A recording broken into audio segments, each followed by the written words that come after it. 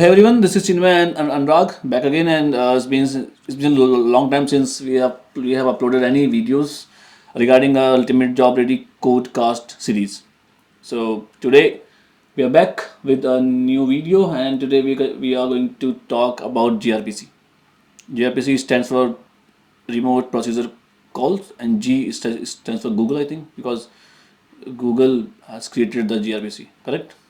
If I'm Yes, yes, correct. yes. Yeah. Okay. Initially, it was like stands for Google, but now it does not have any significance Yeah, as of now now. it's does not have any significance as Anurag said. So this video is going to be for this video is going to be for the beginners who does not know anything about gRPC.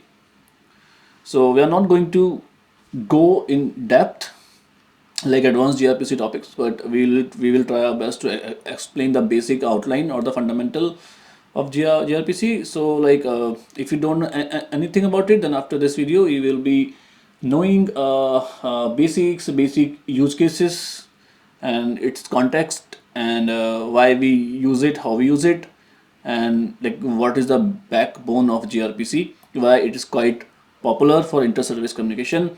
And when we'll be explaining about gRPC in terms of inter-service communication, then we also will be explaining a little bit about microservices architecture, because that's a place where gRPC is being used heavily, specifically for inter-service communication. And I'm repeating Mm. this word because this is quite popular when we talk about gRPC. So yeah, Okay. after this, I want Anurag to take the lead, and he will be explaining, and then I will be joining him.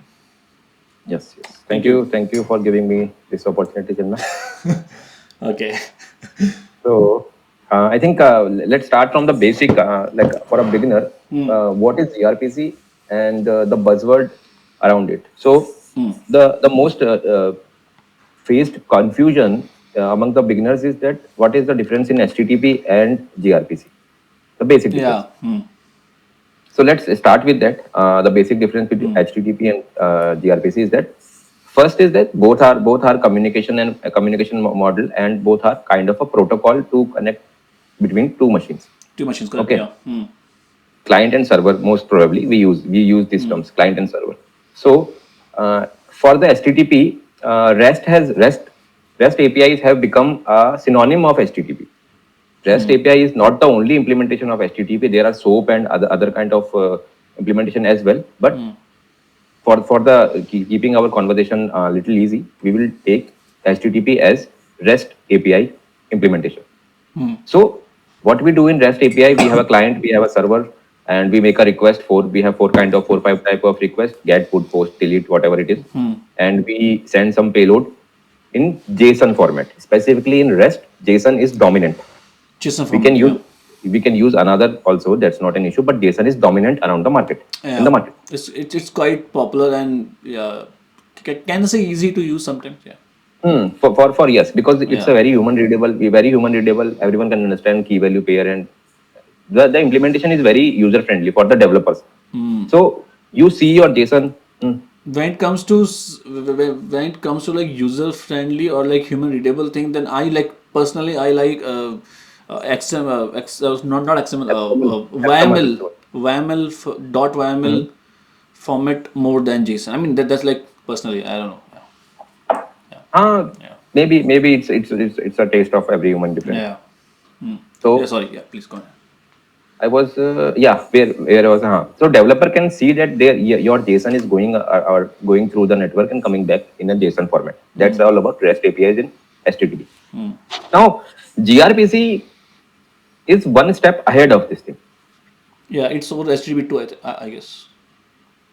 It is based on HTTP2, which is most of the like it's a best world of HTTP and the new technologies like bi-directional streaming and like single like in a single TCP connection you can do both receiving and sending within that connection.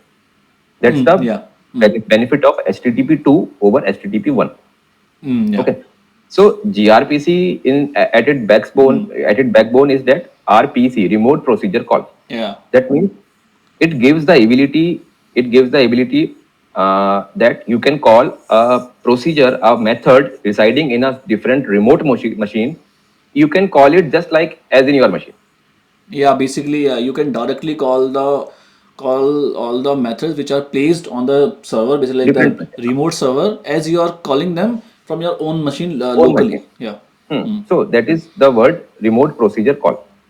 Calling a procedure which is residing on a remote location, but it feels like you are calling at your local machine. So that's the Yeah. uh, basic backbone of gRPC. Yeah. Basic Now, backbone. Yeah. the difference in protocols is actual protocol is that JSON in HTTP the data goes in the network as a JSON. As a But JSON. here it is a binary serialization. Yeah. Protobuf. Yeah. In gRPC, it's a binary serialization. So I think binary serialization have a more benefits over the JSON that Yeah. I It's think lightweight. Chinmay can explain better. What are the benefits of binary serialization over the JSON, sending over the network? The only the only and the quite popular benefit I can say, which is the protobuf, like the serialized code data is lighter than JSON. It's very lightweight. So Hmm. because it's lightweight, you can feel like it's like quite faster than Hmm. JSON in terms of speed, if you talk about, because like for an example, if you're trying to send like 1 KB of payload and then like 20 KB of a payload. So in terms of gRPC, it has to be 1 KB, and in the JSON format, it will be like 20 KB. Like just say for the example. Hmm. So you serialized, and one more thing that because in gRPC we write dot proto file, Hmm. and there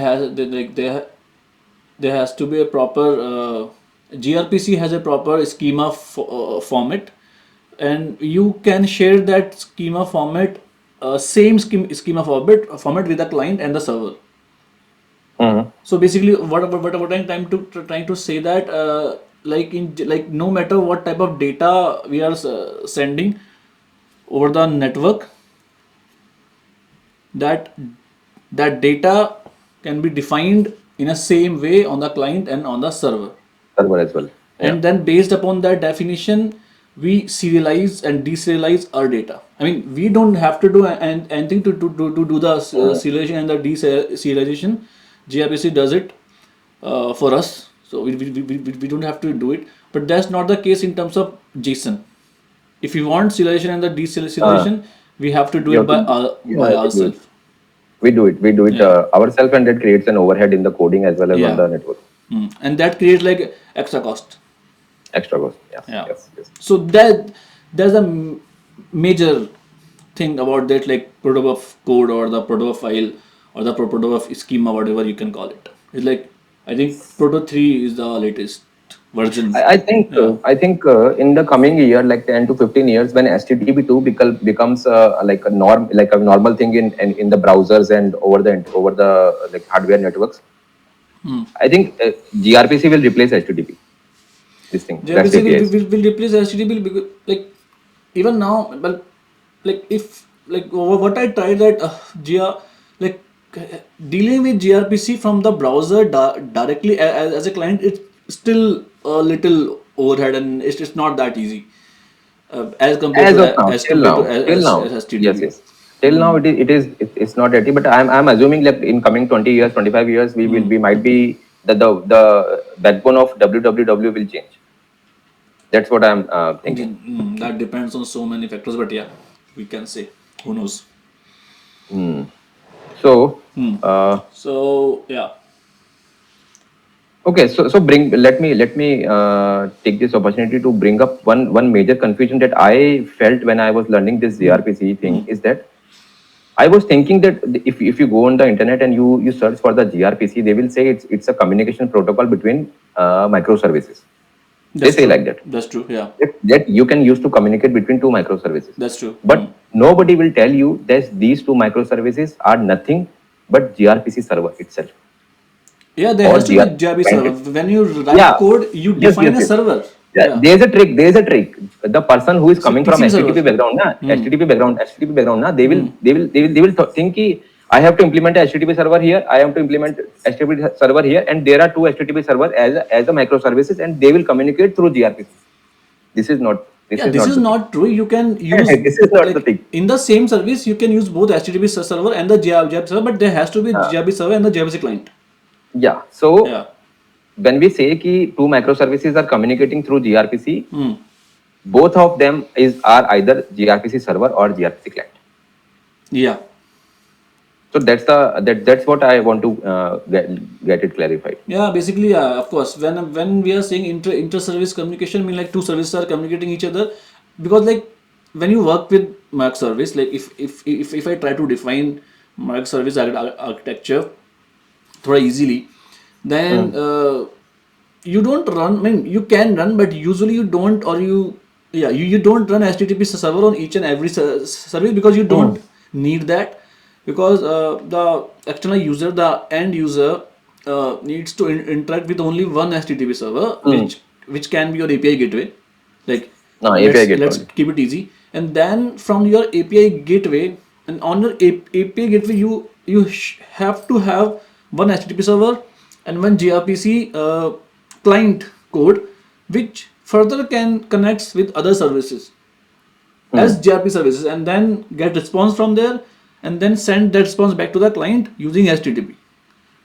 So Yes. Yes. there has to be one service जहाँ पे you have to use HTTP server and the gRPC server both, and then for the rest of the services you just use gRPC server only. Well, I Mm. mean, again depends on the need, but mostly we use gRPC server only. So that's how it Okay. works for the inter-service. I mean, that's why we call it Mm. inter-service communication. Yeah. And the most interesting, the most beneficial part of this gRPC is that it is like a kind of polyglot. You write a single protobuf and you can compile it. You compile it in Python, Go, Rust, Java, whatever the language you want. So Yeah. your one microservice, say login microservice may be written in Python, and maybe like your product or selling or payment gateway is written in Java. It does not matter. They Your can use microservices can same be. gRPC code. Yeah. They will use the Yeah. same gRPP protobuf and same calling, like calling a remote procedure. It Yeah. does not make any sense.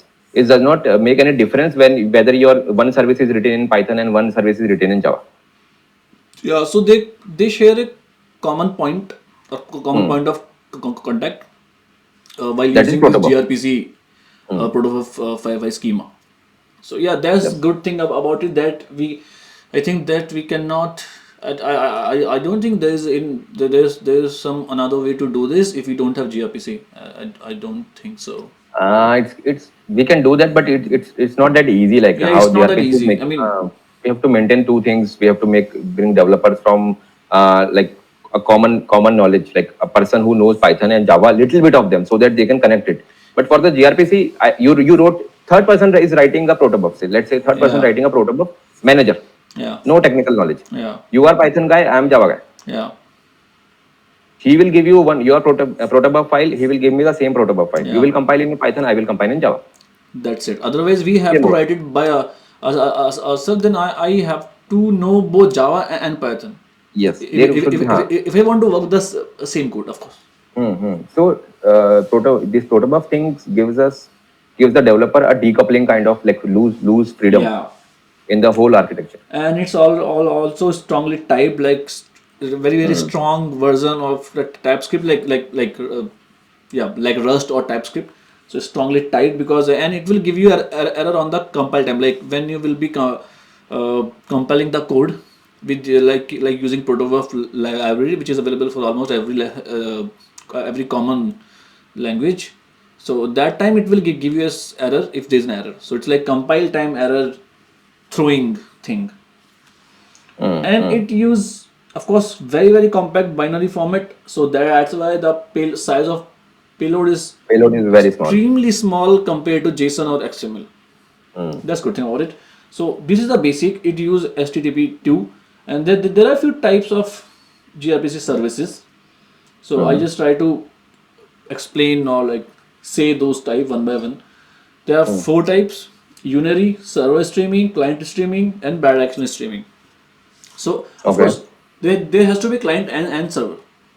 So sometimes, like when when we explained that distributed system built with Redis, Kotlin, gRPC, that time a client needs to send some data continuously to the server, but server doesn't need to send any response back to the client. So that we call client streaming. Mean client is the client need to stream, but does not need to get any response back. So like one way basically. In simple language, it's just one way. Client is continuously producing some data but not listening for anything back. But server is listening data from the client but not sending back.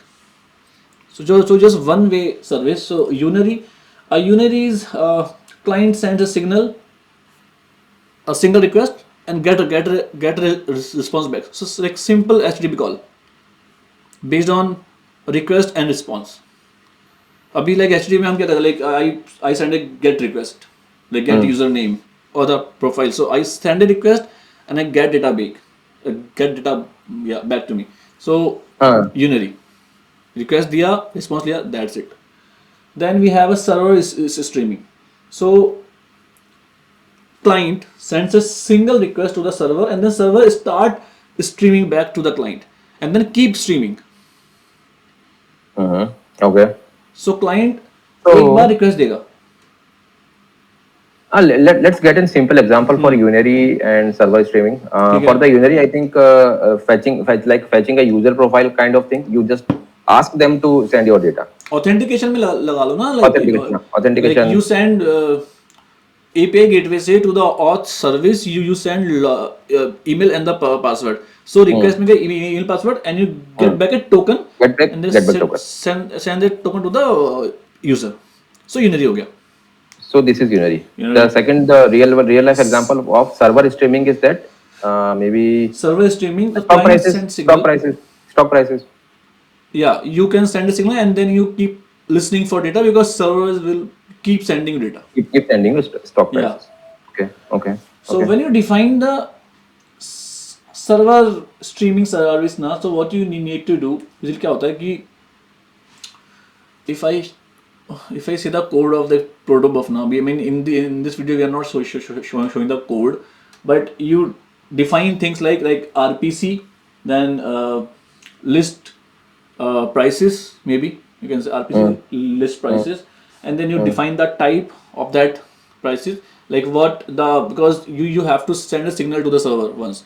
So signal when you need to send something, then type, then you do returns, and then when you do returns, so returns streams from the server because you want to get streams from the server, stream of data, Continuously. a flow of data. So there has to be stream. So when you want to get it from server, the return should come with the server side. I mean, you can, like, if I try to write it here on the chat, maybe you can see. So you define like RPC list prices, like price model returns, and then it should return you a stream of Data. whatever it is, but yeah, data. It works like this.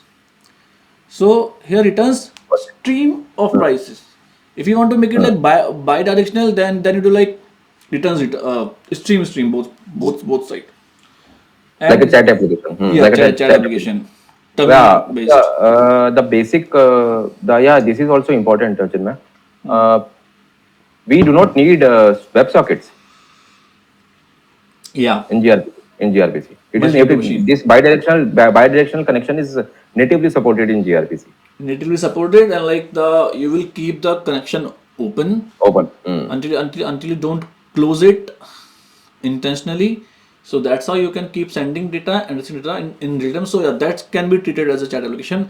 And in Kotlin, I've built a terminal-based chat application using gRPC.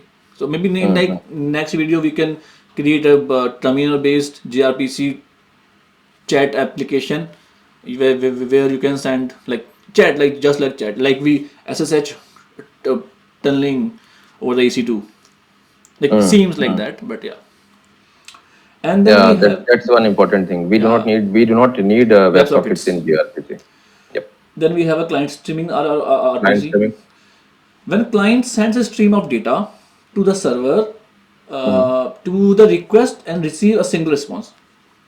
So ये use किया था मैंने, like I used it with that the demo we have shown to our audience in the like in I think in our first codecast video जहाँ पे we created distributed service using redis gRPC in Kotlin. So in that service client is keep sending data, keep Mm. sending data stream to the server, and then server is processing it and then sending it further to the redis, and then redis is publishing to all the connected consumers basically. Mm-hmm. So that's the So one it's use like case. maybe so the similar use case, like it's a similar use case. Yeah, Your hundred of sensors are sending data to one single gRPC server. yeah, Sensor data collection of sensor data is kind of client streaming yeah. So gRPC. client sends a stream of request and receive a single response. Fine. Then we have the important one, the bidirectional streaming RPC. This is the like most important one, and mostly we use it. Like someday you were talking about a project where you need to send a real time geographical location or the longitude latitude of some JCB Mm, machines mm, mm. continuously to a point of contact or the server, like whatever it is, but you need to keep producing data and the real time, and maybe like once and want to get back something or not. उस case में then we should be No, using in client that streaming. case, client streaming, because server will not send anything. It will just receive it and save it in some Redis or Okay, for the. understood. Yeah, then it's not there. Okay, I so think both, for the binary where both unidirectional. client servers send stream message independently and can send for the longer period of time. Any example, like apart from chatting application? Yeah, okay, wait. Apart from chatting application, we have, yeah, streaming server, streaming server, streaming like audio or video streaming server. But now, live call. Game streaming, because you are might be like we did yesterday. Uh, you were sharing the screen and sending us the game stream, Game data, okay. and Yeah, I was game it chatting. is. I might be chatting on you on the YouTube. Yeah, so game is like any type of streaming, but we have to find a This use one, case where both need to what we are interact. doing is what we are doing is also is bidirectional Bidirectional. Yeah, real time streaming. bidirectional. Bidirectional streaming. You can see me, I can see you. Data packets containing a binary format of video Mm. is going towards you and coming towards me from you, and Mm. then we are This is processing it. this is the good example. This Yeah. is a good example. Yeah. Do you think can we? क्योंकि मैंने I tried to build something in Kotlin. I tried to build like walkie talkie, and I think if you remember, then I've shown it to you. Mm. It didn't work well, and then I left it in the midway. But what I was trying, I created gRPC server and used bidirectional streaming from in Java, and then converted audio to bytes, Mm. the data packets, and then was sending to the server or the client, whatever it is, and then processing it again into the audio and then back and forth. So like it's like walkie talkie. So that that is a case where we need bidirectional stream, and almost whenever we want to use a When it's real real time time communication, communication, real time it can be communication. anything. Mm. Like Mm. WhatsApp's VoIP calls, I don't know, can we make it with gRPC or not? But yeah, it seems like a good use case. Mm. Mm. Mm. Audio call, maybe, I don't know. Okay. Betting apps, Mm. Chatting apps, so betting, chatting apps, betting apps, betting, where betting apps, you need a betting very apps. low latency bidirectional communication. Mm. Mm. Mm. Okay, so what you do in gRPC, if we try to explain a simple flow, like how to use it. So what you do, you just first of all you define the service. Define the service mean you define a file called .proto file, correct? Mm. Like Mm. message.proto, and Mm. that proto files contains your service and its interface basically. So like you have to define interface key. This is a request I want to send. This is the response I want to get, and this is the method I they're like that I'm supposed to call when I'm making a request or getting response back. Define the service, then you generate the code. For generating code, of course, you have to use a protobuf compiler and like compiler like proto C, and it I think there is library. I mean, you have to not library, but you have to install it like global Like a CLI, module, like a global module, global module and there module. is a command for Rust, for Go, for Java, Kotlin, and like in Kotlin or Java, you do like dot gradle generate proto, so you can do it. In Golang, there's a like long command. In Rust, there is a Mm, command. So yeah, mm. so somehow you need to generate the code, and you share the same file between server and the client. Same file. You Yes, yes. don't modify it. If you modify it, it will not work at all. It Mm, has to be mm. same. The contract is very like Yeah, conservative, that contract is very important. I mean, yeah, of course, conservative, very hard conservative. coded. Yeah, hard coded. Then you implement the server, of course, because then you have to write gRPC server, and it is available for like it is available differently for like all the languages. It's not like, I mean, if you're writing gRPC server in Python, so you have to know Python, and the code center is completely different. And if you are working with it in Kotlin, so you need to write a different code. Go with different code, Rust with different code. So Mm, the service mm. schema or the protocol schema is same, but the code has to be different for every single language. So The that kind is of the calling, thing. syntexal difference. Syntax are different, yeah. But the behind the scene, you are just writing a TCP server.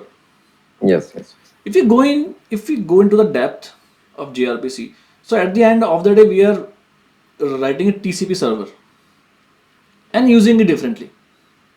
It's like yeah. See, these kind of protocols are written on some kind of hardware networks. So TCP is the backbone of uh, current communication.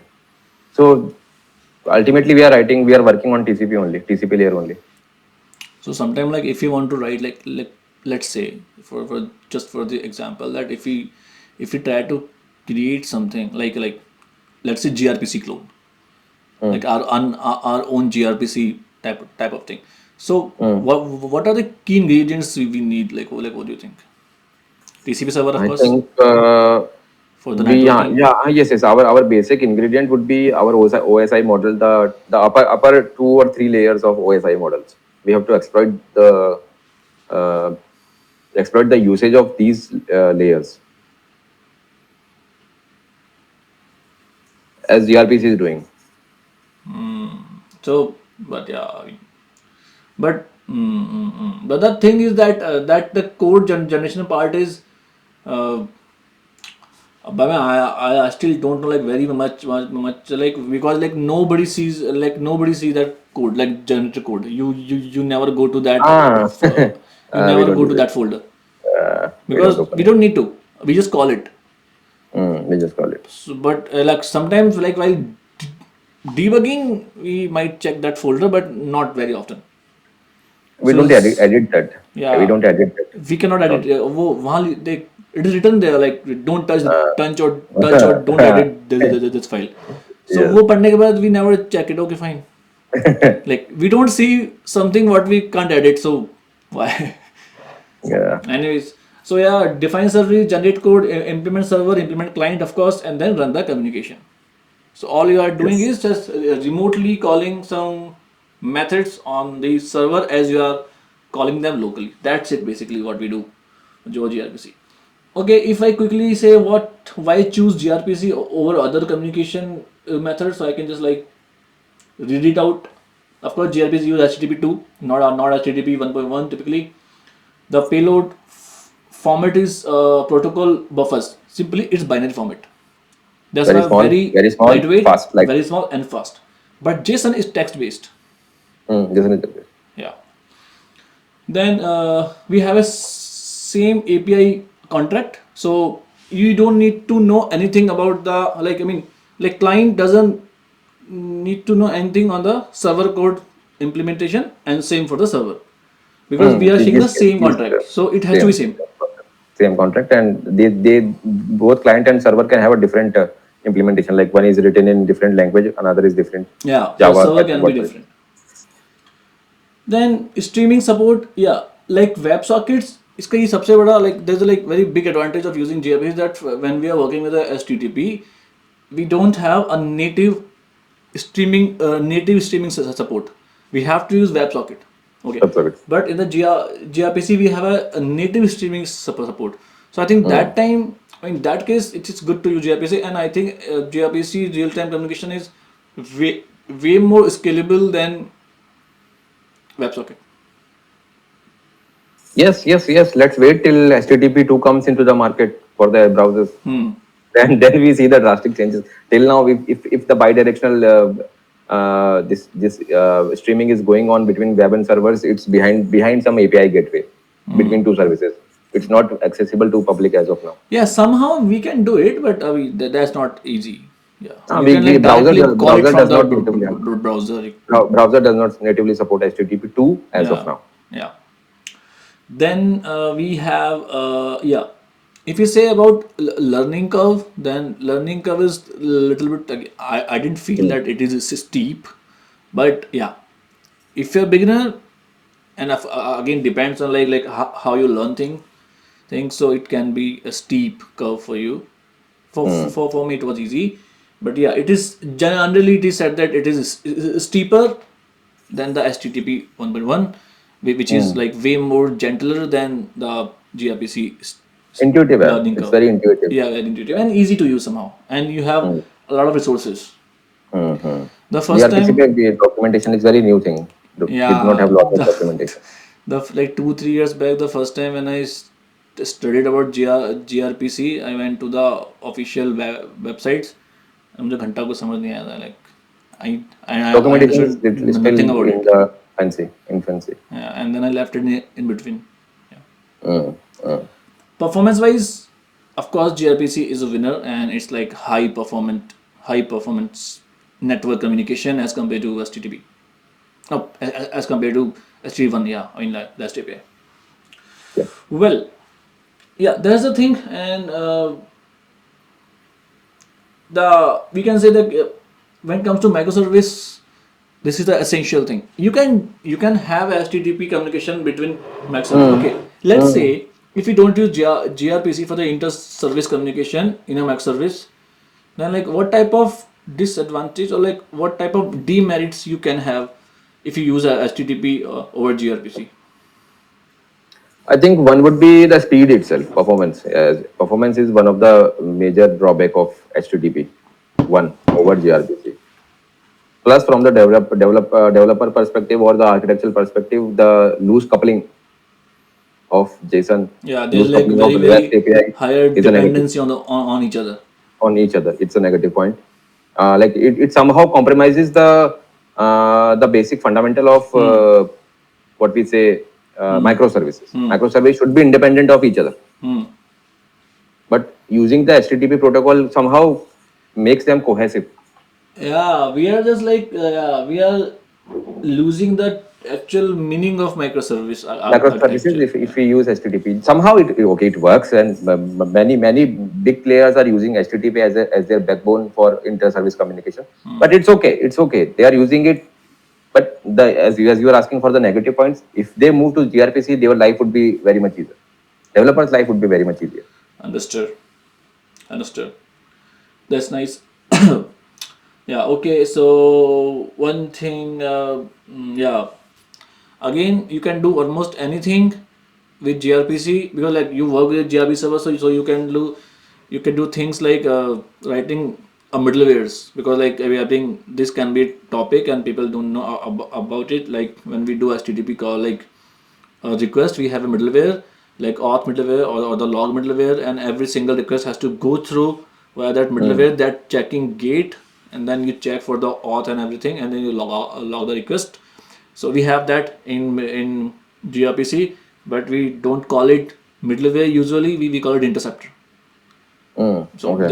there are interceptor which can be used authentication, logging, monitoring, rate limiting, of course, and yeah, caching.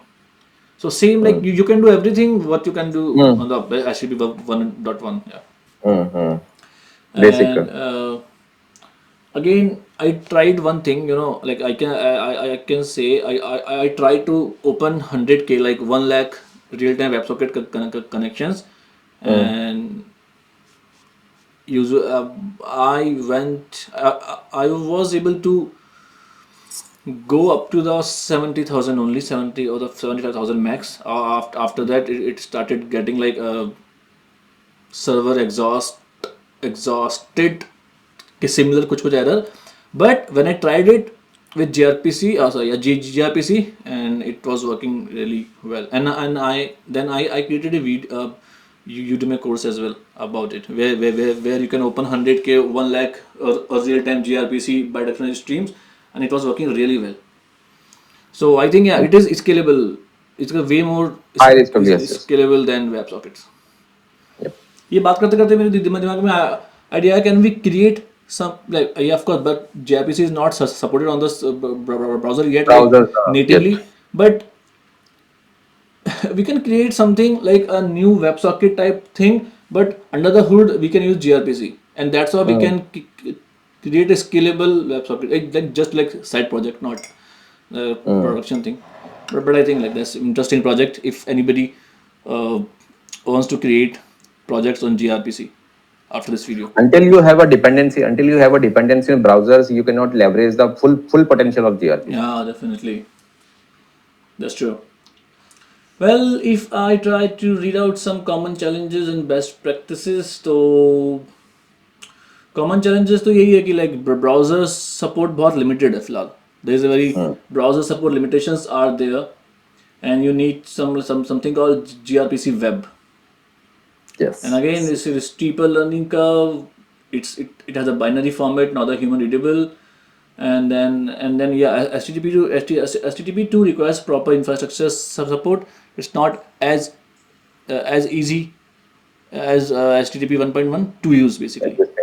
So it's not a beginner friendly thing, but if you mention this in your resume that you know gRPC and you worked with it, and you can write a gRPC server and client which can share the bidirectional streams, yeah, that can be a good project. Yeah. That can like enhance the weightage of your resume. Of course, yes. I think that's all about gRPC. On the basic level, next video we will come back with I can't see you. Yeah, I think yeah. The next video we will come back with a code implementation as well, most probably a gRPC based simple project, maybe chat application, or like I don't know. I haven't decided yet, so let's see. If you want to say something, please add your thoughts, and then we can shut it down. No, I think that's a good discussion we had this weekend. Yeah. Okay, fine. So yeah, that's all, and I think we have cleared in a rough, casual, but a basic layer. Basically, we have discussed the basic layer. Yes.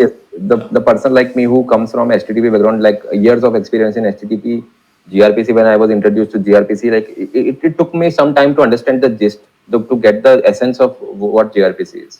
So I think if someone sees this video, they will get a little bit help, and they can simply bypass the confusion which is going around in gRPC.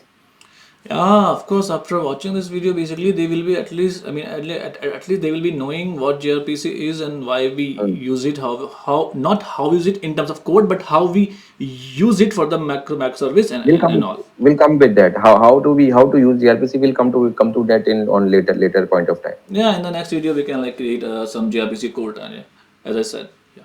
Okay, fine. So yeah, thank you everyone. Thank you for watching, and we will try to come back soon. Maybe like this time we haven't uploaded anything for like more than a month, I think. Actually. Yeah. We will try to come back soon. Yeah. Yep. Okay. Thank you. Have a good weekend. Yeah. Have a good weekend.